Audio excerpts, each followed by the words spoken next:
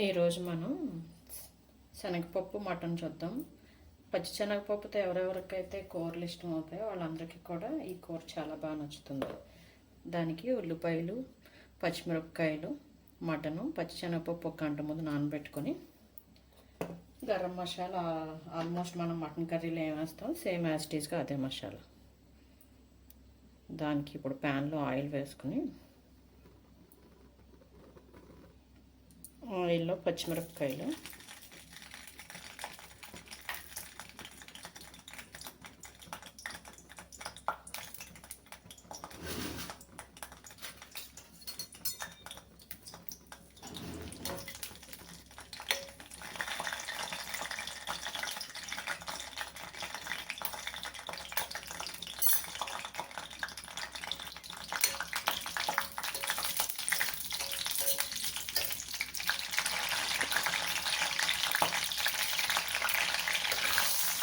ఉల్లిపాయ ముక్కలు వేసి బాగా వేయించుకుంటాం.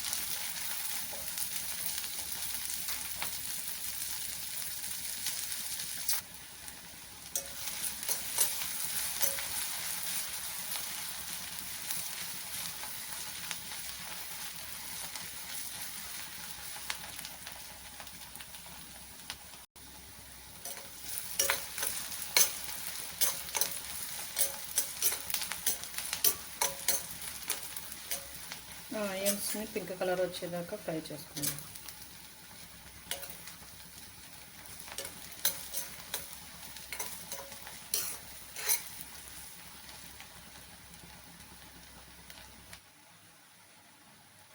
ఆనియన్స్ ఫ్రై అయినాయి. దీంట్లో ఇప్పుడు కడిగి పెట్టుకున్న మటన్ని వేసుకుందాం.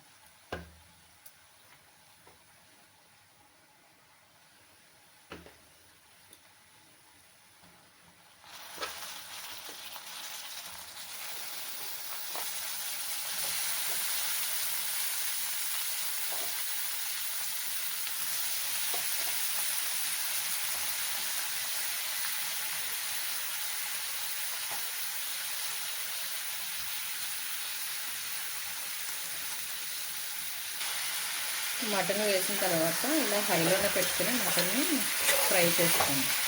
దాంట్లోంచి బాగా స్మోక్ వచ్చిన తర్వాత అప్పుడు వాటర్ వేసుకోండి. అప్పుడు మటన్కి నీచు స్మెల్ ఉండదు, ప్లస్ మటన్ కూడా సాఫ్ట్గా ఉంటుంది. చికెన్ అయినా మటన్ అయినా సరే హైలో కొంచెం సేపు మీట్ వైట్ వచ్చేదాకా ఉంచితే ఎప్పుడు కూడా ముక్క సాఫ్ట్ ఉంటుంది. అంతేగాని మటన్ కానీ చికెన్ కానీ వేసిన వెంటనే మూత పెట్టేసిన అది సాఫ్ట్నెస్ ఉండదు, పీస్ హార్డ్గా అయిపోతుంది. హైలో పెట్టుకొని కొంచెం ముక్క లోని వాటర్ అంతా కొంచెం బయటకు వచ్చే వరకు ఉంచి అప్పుడు సిమ్లో పెట్టుకొని మూత పెట్టుకున్నాం.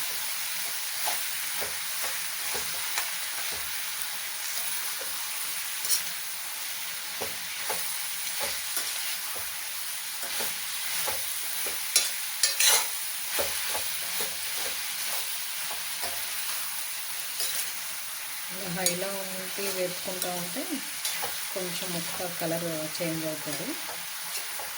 అప్పుడు మనం సిమ్లో పెట్టుకుని మూత పెట్టుకోండి.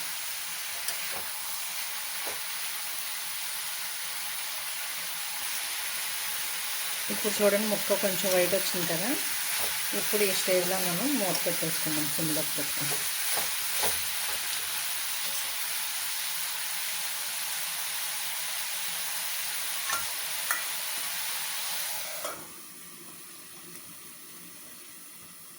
ఒక 10 నిమిషాల తర్వాత అప్పుడు క్యాప్ చేసి చూస్తే కొంచెం వాటర్ వస్తుంది.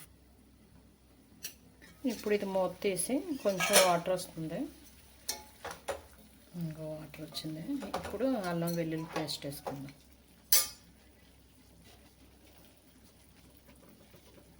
వాటర్ వేయకముందు అల్లం వెల్లుల్లి ఇవన్నీ కూడా ఆయిల్లోనే ఫ్రై చేస్తే మటన్తో పాటు టేస్ట్ బాగుంటుంది. దీన్ని కొంచెం ఫ్రై చేసిన తర్వాత అప్పుడు గరం మసాలా పౌడర్ వేద్దాం.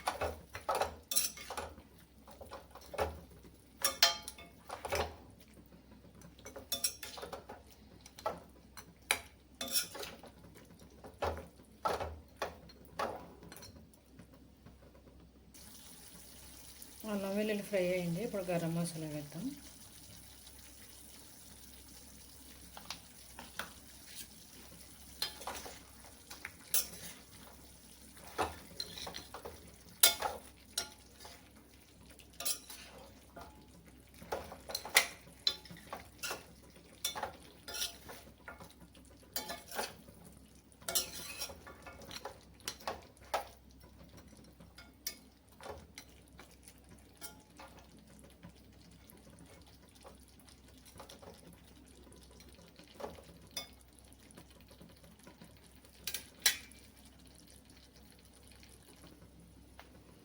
గరం మసాలా వేసి మూత పెట్టుకున్నాం కదా, ఇప్పుడు ఉప్పు పసుపు అన్నీ వేసుకుందాం.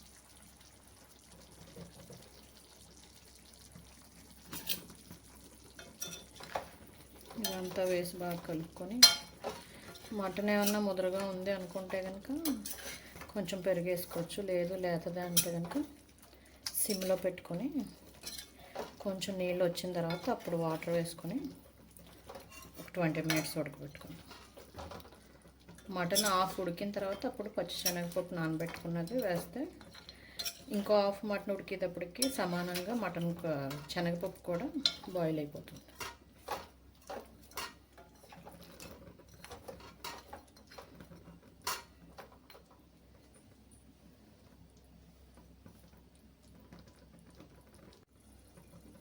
గరం మసాలా పౌడర్ వేసిన తర్వాత మూత పెట్టుకున్నాం కదా, ఉప్పు కారం అని.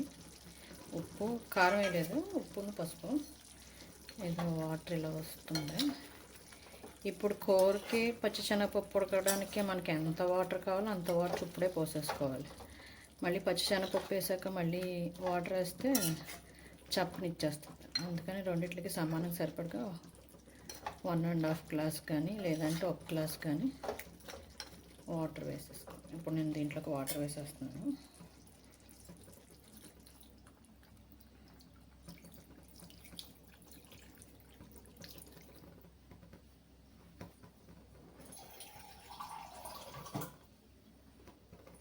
నేను ఈ గ్లాస్తో గ్లాస్ వేసి ఒక హాఫ్ వేస్తున్నాను.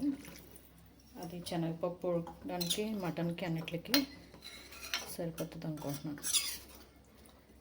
ఇప్పుడు దీన్ని మనం మూత పెట్టేసి ఒక 20 మినిట్స్ సిమ్లోనే ఉడకనిస్తే మటన్ అప్పుడు బాగా సాఫ్ట్గా ఉడుకుతుంది. మూత పెట్టేసి 20 మినిట్స్ తర్వాత చూద్దాం.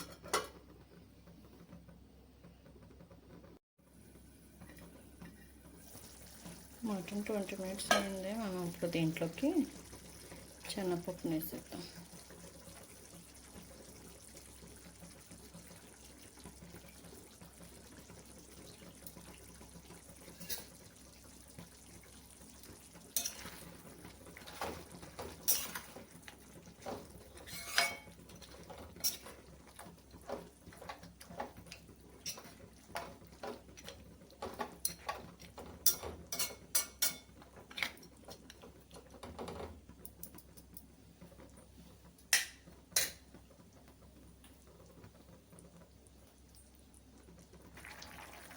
పచ్చిశనగపప్పు వేసిన తర్వాత కారం కూడా వేసేసుకుని ఒక 10 నిమిషాలు అయితే కూర సిమ్లో పెట్టుకుందాం.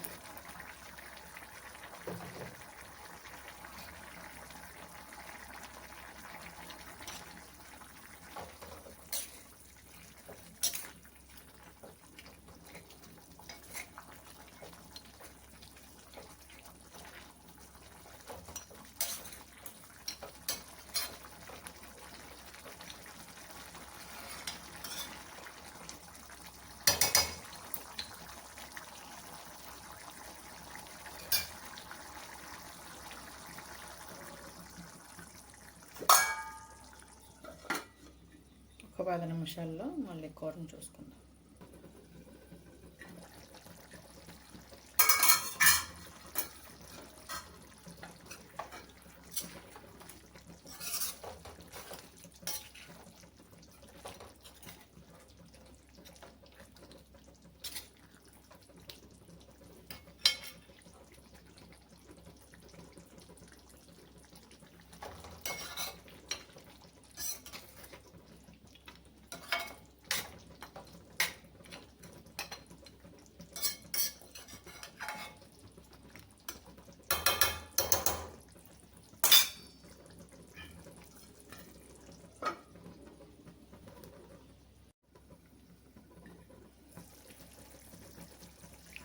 కూర నూనె తేరింది.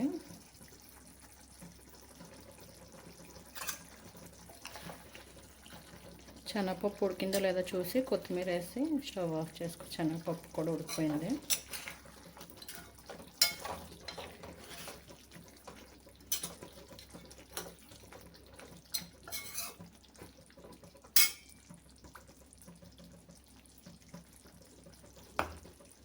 కొత్తిమీర వేసేసి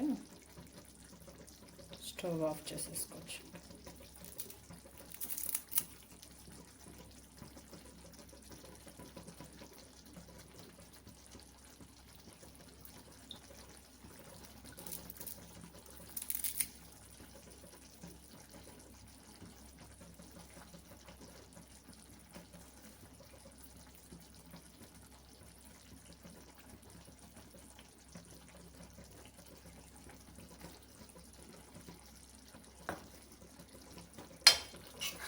కొత్తిమీర వేసాక ఒక 5 minutes కొంచెం అది పచ్చివాసన స్మెల్ అది పోతుంది.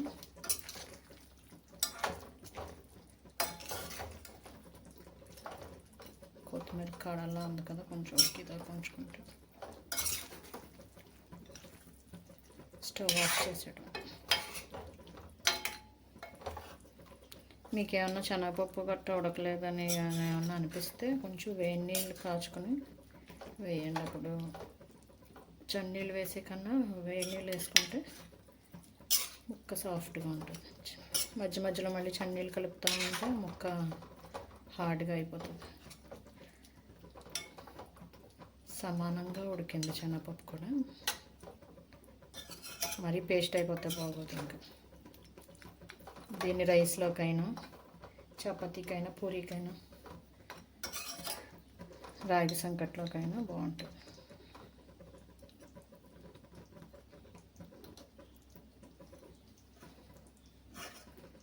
ఒక 5 minutes సిమ్లో పెట్టి, హైలోని కాకుండా సిమ్లోనే ఒక 5 minutes ఇలా ఉంచి తర్వాత స్టవ్ ఆఫ్ చేసేసుకోవచ్చు. కొత్తిమీర స్మెల్ అంతా దానికి పట్టేసి ఉంటుంది.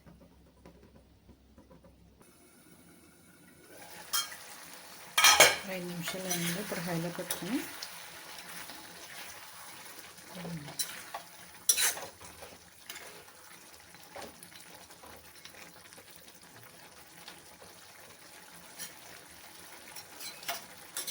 కర్రీ రెడీ అయిపోయింది. ఈ థిక్నెస్లో ఉంచుకుంటే చపాతీకి కానీ రైస్కి కానీ గ్రేవీ కింద బాగుంటుంది.